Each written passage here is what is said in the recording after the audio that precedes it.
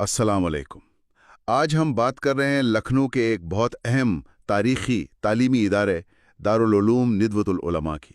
اس نے حال ہی میں اپنی تاسیس کے 125 سال مکمل کیے ہیں۔ جی بالکل۔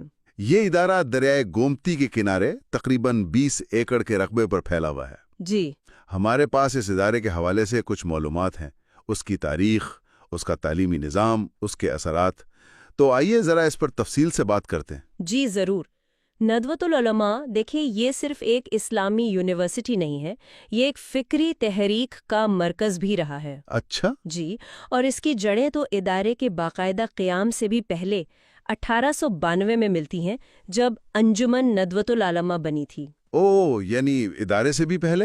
بالکل، اور اس کا بنیادی مقصد اس وقت یہ تھا کہ جو دینی اور دنیاوی تعلیم کے بیچ ایک خلیج، ایک فاصلہ بڑھتا جا رہا تھا، اسے کم کیا جائے۔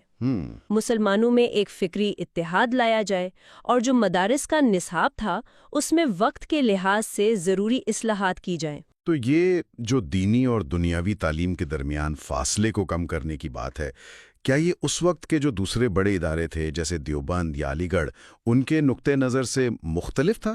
ہاں، کہہ سکتے ہیں کہ یہ ایک طرح سے درمیانی راہ نکالنے کی کوشش تھی۔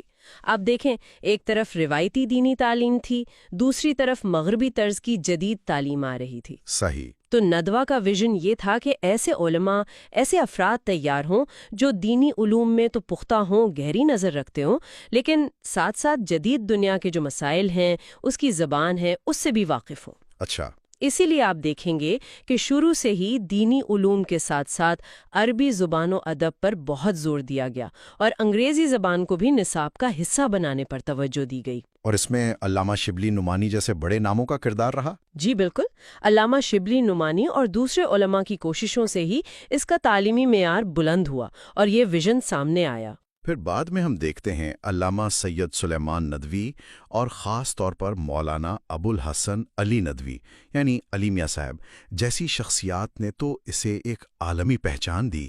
یقیناً۔ کہا جاتا ہے کہ ان کی وجہ سے ندوہ اپنے مقاصد میں بہت آگے بڑھا۔ یہ کیسے ہوا؟